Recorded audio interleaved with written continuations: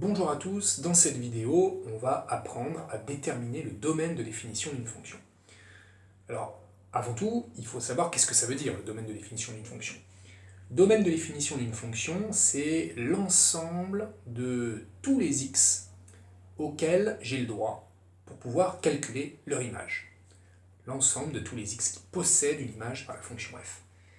Alors, il y a deux méthodes pour le déterminer, ce domaine de définition. Et ça dépend un peu de ce qu'on a dans l'énoncé, parce que parfois c'est précisé, on vous demande de le déterminer graphiquement, parfois on vous le demande de le déterminer par des calculs algébriquement, puis parfois en fait on ne vous précise pas, donc c'est à vous de savoir est-ce que vous devez le faire graphiquement ou algébriquement. Donc tout dépend de ce que vous avez dans votre énoncé.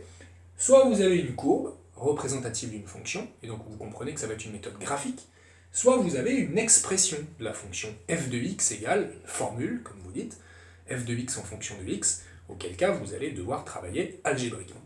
Premier cas, peut-être le plus facile, comment on détermine un domaine de définition quand on a la courbe représentative d'une fonction f?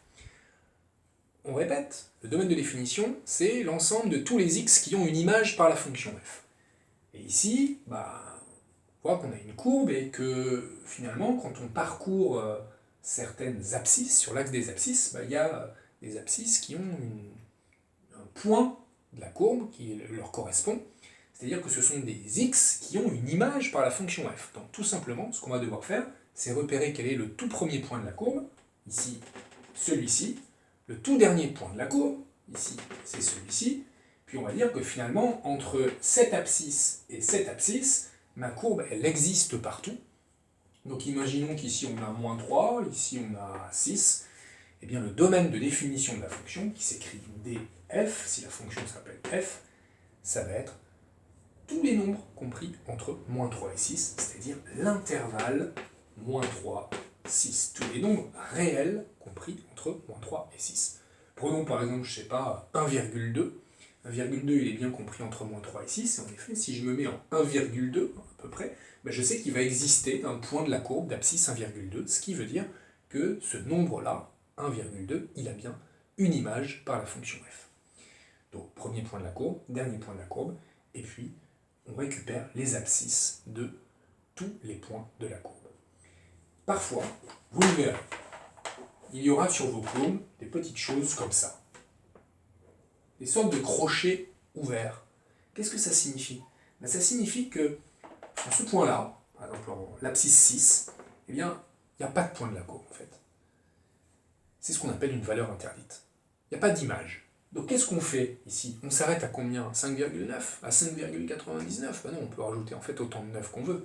Donc pour éviter ça, on utilise un crochet ouvert, bien sûr, ce qui veut dire qu'on va avoir dans cet intervalle tous les nombres compris entre moins 1 et 6, mais 6 exclus. Et ça évite d'essayer de trouver le tout premier nombre qui est pile à gauche de 6. Il n'existe pas, on ne pourra jamais le trouver, parce que on va écrire des 9, des 9, des 9, et puis en fait on ne s'arrêtera jamais, un peu embêtant, donc on utilise bien sûr le crochet ouvert. Voilà comment on détermine graphiquement un domaine de définition. Alors maintenant, algébriquement, qu'est-ce qui se passe quand on a une expression de la fonction? Alors je vous ai mis deux exemples. L'idée est toujours la même, on va réfléchir à la définition même de ce que ça veut dire un domaine de définition, c'est l'ensemble de tous les x qui ont une image. Donc là, il faut se dire, pour calculer une image, en fait, il faut remplacer x par un nombre. Et ici, x, je peux le remplacer par ce que je veux, je réussirai à calculer l'image. Si je remplace x par 1, c'est-à-dire je calcule l'image de 1, 1 au carré, moins 3 fois 1, plus 1, c'est un calcul que je peux faire.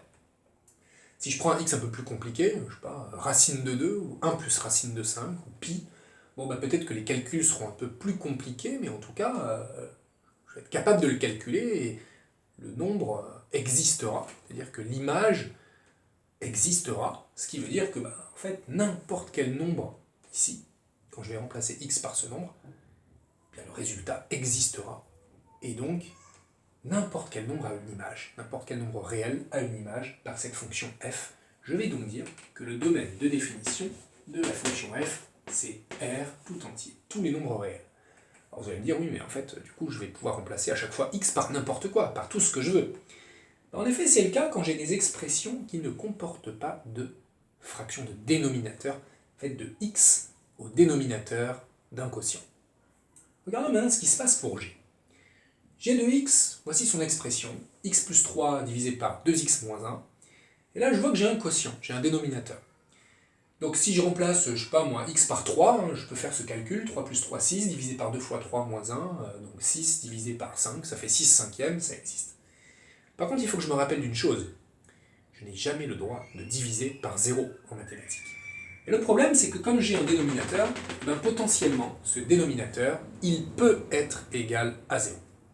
Et donc tout le but de la recherche du domaine de définition quand il y a un quotient, ça va être de trouver pour quelle valeur de x le dénominateur s'annule. Donc quand on a un quotient, qu'est-ce qu'on fait pour trouver le domaine de définition? Eh bien, on va chercher le ou les dénominateurs, parce que parfois il peut y avoir plusieurs barres de fractions. Donc on va chercher les dénominateurs, ici, il n'y en a qu'un. On écrit le dénominateur, et on écrit l'équation dénominateur égale 0. Je l'écris juste au-dessus, dénominateur égale 0. En écrivant cette équation, eh bien, on est en train d'essayer de rechercher là ou les valeurs interdites qui annuleraient le dénominateur, et ça, on n'a pas le droit. Donc une fois qu'on a écrit l'équation, il faut la résoudre. Et donc la résolution de cette équation, celle-ci en particulier, c'est une équation du premier degré, donc je vous invite à aller consulter la vidéo comment résoudre une équation du premier degré, mais ça pourrait être un tout autre type d'équation. Donc tous les cas sont différents selon l'expression que vous avez au dénominateur. Faisons cet exemple-là, quand on résout une équation du premier degré, le 1, on le passe de l'autre côté, on divise par 2, x égale 1 demi. Qu'est-ce qu'on vient de trouver? On vient de trouver la valeur interdite de notre fonction g. Qu'est-ce que ça signifie? Ça signifie que c'est la seule valeur interdite, c'est la seule valeur qui annule le dénominateur. Donc ça signifie que toutes les autres valeurs de x, quand je vais remplacer dans l'expression, j'aurai un résultat qui existera, un nombre réel. Donc mon domaine de définition, c'est tous les nombres, grand R, privé de la valeur interdite, 1, 2. Et de manière générale, quand j'ai un quotient, des quotients, j'écrirai toujours que le domaine de définition, c'est grand R, privé de les valeurs interdites. Ici, j'en ai qu'une. Voilà comment j'ai réussi à trouver le domaine de définition d'une expression avec un quotient. Un dernier cas, qui est un peu atypique, un peu plus difficile, mais j'aimerais vous en parler quand même. Ça, c'est plutôt à voir en fin d'année de seconde. Qu'est-ce qui se passe quand j'ai une fonction dont l'expression comporte une racine carrée? Quand on avait un quotient, on disait oui, le quotient il existe toujours, sauf quand le dénominateur est égal à 0. Quand on a une racine carrée, eh bien, une expression va toujours exister dès lors que l'intérieur de la racine carrée est positif ou nul. L'intérieur de la racine carrée s'appelle un radicande, et en effet, pour qu'une racine carrée existe, il faut que le nombre qui est à l'intérieur soit positif ou nul, supérieur ou égal à 0. Donc qu'est-ce qu'on fait quand on a une expression avec des racines carrées? Eh bien, on écrit l'intérieur de la racine carrée, et on écrit que ça doit être positif ou nul. Et là, on est en présence d'une inéquation. Et donc, ça, on sait le faire quand on a vu comment résoudre une inéquation. Là, pour le coup, j'ai une équation du premier degré. Si je la résous, 3x supérieur à moins 5, x supérieur à moins 5 tiers. Encore une fois, c'est pour la fin d'année de seconde. Qu'est-ce que ça signifie? Eh bien que le domaine de définition de la fonction h, c'est tous les nombres qui sont supérieurs ou égaux à moins 5 tiers, c'est-à-dire l'intervalle moins 5 tiers plus l'infini. Voilà, pour ce dernier petit cas. En fait, il y aurait une troisième méthode pour trouver un domaine de définition, mais qui se prête aux situations avec un contexte. Parce que parfois, dans des exercices de maths, on ne vous parle pas que de choses très théoriques, on vous parle d'un contexte. On vous dit, par exemple, qu'on s'intéresse à une fonction qui serait, sans forcément avoir une courbe, mais je vais peut-être la dessiner sous la forme d'une courbe, la taille d'une plante en fonction du temps. Voilà. Taille d'une plante en fonction du temps. Je dessine sa courbe. Alors, si on veut essayer de trouver le domaine de définition de la taille d'une plante que je pourrais appeler h de t, voilà, h comme hauteur peut-être, donc la hauteur d'une plante en fonction du temps, et que je m'intéresse au domaine de définition, je me dis que le domaine de définition, alors c'est quoi déjà? C'est l'ensemble de tous les x, mais ici les x s'appellent des t, l'ensemble de tous les t, tels que h de t existe. Et t, ça représente ici le temps, en fonction du temps. Alors là, il faut que je réfléchisse un petit peu, que je me pose la question sur le temps. Est-ce que le temps peut être négatif? Ou est-ce que ça commencerait pas à t égale 0? Oui, bien sûr, ça commence à t égale 0. Donc là, je comprends que le domaine de définition de la fonction h, eh bien, ça va déjà commencer à 0. Est-ce que ça existe t égale 0? Ben oui, t égale 0, c'est quand il ne s'est encore rien passé. C'est au tout début de la vie de la plante. Donc 0, crochet fermé. Mais alors je m'arrête quand? Je ne sais pas, quelle est la durée de vie de cette plante, donc dans le doute, je vais mettre plus l'infini. Et voilà quel serait le domaine de définition d'une telle fonction qui modéliserait la taille d'une plante, la hauteur d'une plante en fonction du temps. Donc parfois, contexte, eh bien, il faut s'intéresser à ce qu'on vous dit réellement dans l'énoncé. Deuxième exemple qui a un contexte. Imaginons que je m'intéresse à un rectangle, voilà, par exemple, un rectangle de largeur, je sais pas, 5 cm. Voilà. A, B, C, D, et puis de hauteur 3 cm.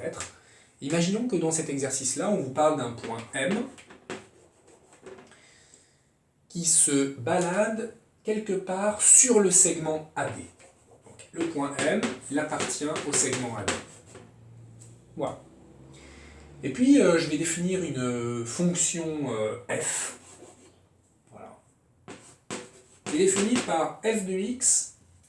Eh bien, f de x, ce serait quoi? Ce serait l'aire du triangle ABM. Et x, c'est pas n'importe quoi. X serait la distance à M. On dit que x est la distance à M. Et puis, on me demande le domaine de définition d'une telle fonction. Alors, le domaine de définition d'une telle fonction, c'est donc l'ensemble des valeurs de x qui ont une image par la fonction f. Mais x, c'est la distance à M. Alors, il faut bien que j'essaie de réfléchir en fait à quelle valeur peut prendre x. Le point M, on me dit qu'il se balade entre A et D. Il est quelque part sur le segment AD. Donc finalement, ce point M, ben, au minimum, il est là. Il est au point A. Puis au maximum, il est au point D. Donc la distance au point A, puisque x c'est la distance à M, au minimum, elle vaut 0. Et au maximum, elle vaut 5. Voilà quel serait le domaine de définition de la fonction f. Mais il faut que je mette des crochets parce que c'est à l'intervalle. Donc je me dis, bon, ben, ce sont des crochets comme ceci. Et mon x, il peut varier entre 0, distance minimale, et 5, distance maximale. Maintenant, si je veux être encore plus précis, on me parle d'un triangle, le triangle ABM. Est-ce que si mon point M il est pile au niveau du point A, le triangle ABM il existe? Bah, pas vraiment, parce que là, le triangle ABM, finalement, il serait réduit à un segment. Donc ça m'embête un peu pour un exercice. Donc je vais dire que 0 n'a pas d'image par la fonction f. Parce que dans le cas où la distance à M vaut 0, bah, je n'ai pas de triangle qui est formé. Donc j'exclus la valeur 0. Par contre, est-ce que, si je mets mon point M ici, est-ce que le triangle ABM, il existe? Bah oui, bien sûr, et je pourrais éventuellement calculer son aire, donc il n'y a pas de raison de mettre un crochet ouvert au niveau du 5. Domaine de définition de la fonction f, 0, 5. Donc en dehors de ces cas contextualisés très particuliers, on se rappelle bien que pour trouver le domaine de définition, deux méthodes principales, graphique avec une courbe, et algébrique. On recherche les dénominateurs et on regarde quand est-ce qu'ils sont à 0. Ça nous donne les valeurs interdites. Petit cas singulier de la racine carrée qu'on voit en fin d'année. On prend l'intérieur de la racine carrée et on doit écrire que ça doit être positif ou nul. Et enfin, les cas contextualisés. On réfléchit un petit peu plus.